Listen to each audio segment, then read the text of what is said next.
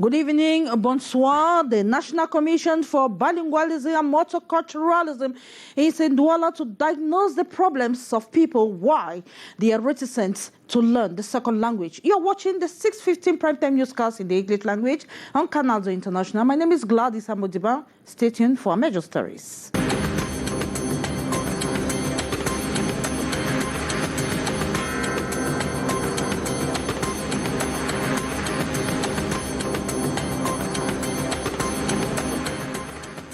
A spectacular incident in Bamenda in the northwest region of Cameroon over the weekend. Thousands of people trapped at the Maifonquen Bridge as a result of floods following heavy rains that battered the town on Friday. An opportunity for some to make bricks business as they were paid to transport some people as luggages. And tackling urban poverty and inequality have become an urgent global priority. And as Cameroon joins the rest of the international community to celebrate World Habitat Day this October 3, 2022, the concern is the galloping rate of urbanization and the growing proliferation of indecent housing with a growing population in Cameroon. What consequences? You'll have that in this newscast. Bilingualism remains a real issue in Cameroon 3 years after the National Commission for the Promotion of Bilingualism and Multiculturalism was created. The commission is in Douala to diagnose the problem related to the lack of enthusiasm of the population to learn the second language. These were major stories, developments right ahead.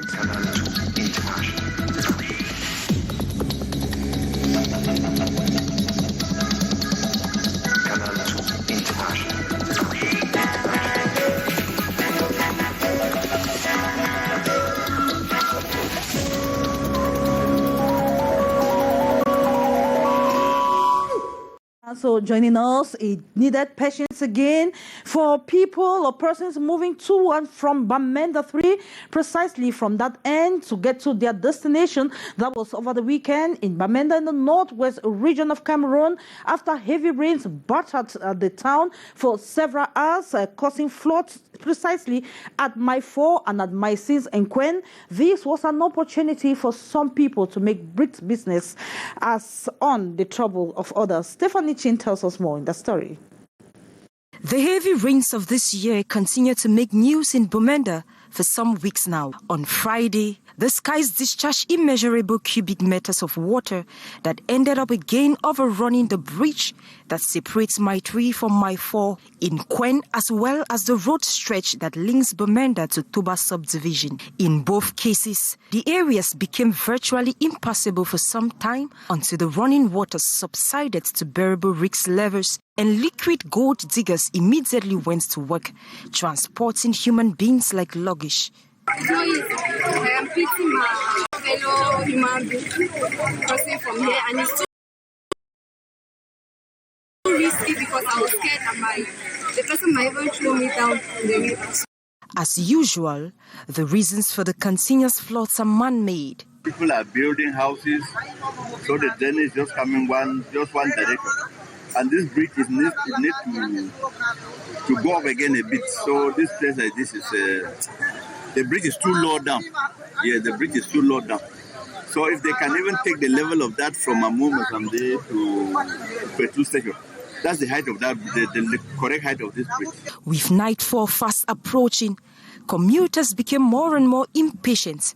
And like this man almost lost his car to the rainwater, were it not for the iron bars on the 5-decade-old bridge at My 4. Some cars suffered engine failures, having borne the risks to drive through the high river tides. At the side of any heavy-duty truck, anxiety rises for a free-for-all ride to cross the troubled waters to the shores. However, the chicken-hearted waited until deep into the night to make it home, considering that the skies did not become heavy again. And we stay in Bamenda, contrary to much fear and speculation of a day of trouble in the northwest region of Cameroon on October 1 this year. The day has come and gone in the northwest region, hitch-free if the town of Bamenda saw the day, there was ghost town in Bamenda. Some areas, precisely some rural areas, saw separatist fighters actually marching to claim the independence of their imaginary Republic of Ambazonia. Sheriff Asali. Arguably, for the first time, the 1st of October has come and gone without gunshot, no bloodshed, at least in Bamenda chief town of the northwest region of Cameroon. Usually characterized by hot moments like heavy deployment of government troops along major streets. That has not been the case this 2022 with barely lights, security dispositions. Few days to the disputed D-Day, administrative officials like the senior divisional officer for MESAM had issued communiques banning all unauthorized public gatherings and manifestations, while separatist leaders on their path had called on their supporters to stay indoors. For fear of being entangled in the web of a suspected gun battle, Saturday, October 1st turned out to be a ghost day in Bamenda. Later in the evening, video footages will emerge with separatist fighters demonstrating in some rural areas in what they say is their Independence Day, like at the grandstand in Bali, in Mesam Division, barely about 1 kilometer from a heavily fortified mixed military base along the Bamenda-Mamfe Trans-African Road. Even if government officials are to condemn the separatist demonstration, they could applaud the move that the fighters have promised to wage a merciless war against those who kidnap people for ransom. An intense atmosphere this morning at the National Civil Engineering Equipment Pool Margini in Yaoundé.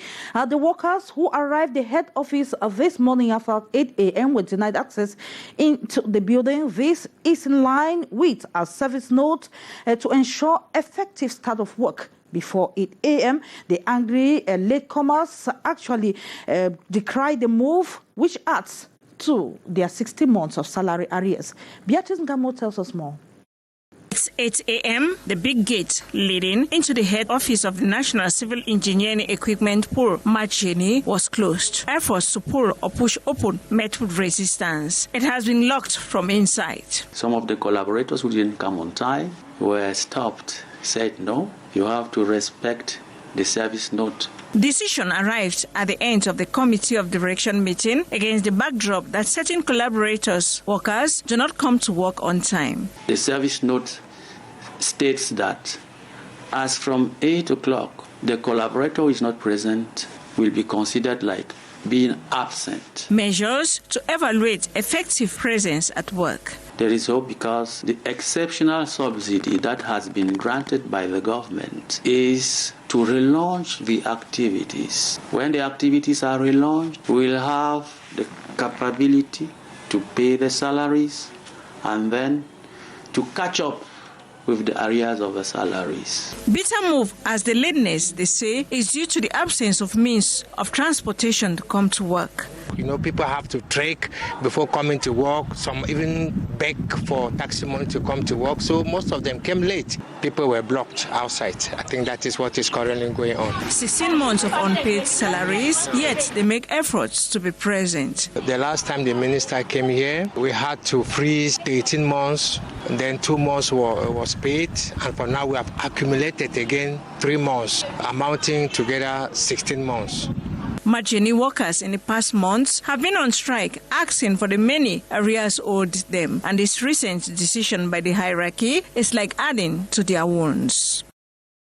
And Cameroon joins the rest of the international community today to celebrate World Habitat Day on the theme, Mind the Gap, Leave No One and Place Behind, a focus on the problems of growing inequalities and challenges of cities and human settlements. Our newsroom sought to know the problems with having decent housing, especially with the growing population in Cameroon. Details in this report. This ordered land use and occupation and poorly constructed urban neighborhoods in Cameroon remains preoccupying. These areas in Gangue and Bonabome in Douala, Cameroon's economic city, are clear examples. The first time we came here, we have been walking only inside the mud. There was no good road like you can see now like this. So the water is dirty, bringing problems. Difficulties in accessing decent housing has also been partly attributed to the growing urban population, worsened by the crisis in the two English-speaking regions and the far north. This is the consequence of lack of a proper urbanization plan. There are some quarters that are created just like this, without any road, any access, any facilities as water, electricity, and so on, and sometimes bring many problems after. According to experts, cities can harness transformational change and ensure better life for the population if stakeholders are committed. The government should think about creating new quarters, creating the facilities in hand with all the partners, private and public partners that are working into the area of housing. With the population growth rate of 2.6% in 2021 and an urbanization growth rate of 3.63%, same year, reports say Cameroon is now considered 56.3% urbanized. And 3 years after the implementation or after the law on the promotion of bilingualism and multiculturalism in Cameroon, its implementation is still a problem, and in public and the private sector, Cameroonians still face difficulties speaking the two languages, that is English and the French language. It is within the framework that the Commission for the Promotion of Bilingualism and Multiculturalism is in Douala, Cameroon's economic city, to actually diagnose the problem. The details with Morendi. These Cameroonians still face difficulties expressing themselves in the two official languages, that is, English and French. While blaming their nonchalant attitudes, they equally frowns at government for not putting in place practical solutions to ensure its smooth implementation and rendering Cameroonians bilingual citizens. These difficulties are being raised despite the adoption of a law 3 years ago promoting official languages in Cameroon. The practice of bilingualism is not yet fully embraced in all components of national life. This explains the mission of the National Bilingualism Commission in Douala, October 3, 2022. In a meeting with mayors and other stakeholders, they listened and exchanged on several blockages hindering the process. It's very difficult because we don't have a translator and somebody who is best to translate document from French to English. Nothing is really perfect, but everything being what happens is the process has been engaged, and now people have to begin to take measures. A delegation headed by Amatoto Muna will carry out several field trips in both public and private sectors, where they are expected to diagnose the problems and eventually channel them to hierarchy for immediate solutions. It is with that report on the promotion of bilingualism in Cameroon that we wrap up this edition of the Primetime Newscast in the English language on Canal the International. The French edition will be yours at 19h50 with Alain Gislain Kanga. Up next is Debrief de l'actualité du sport. I will be yours again, same time tomorrow, God's willing. Bye-bye.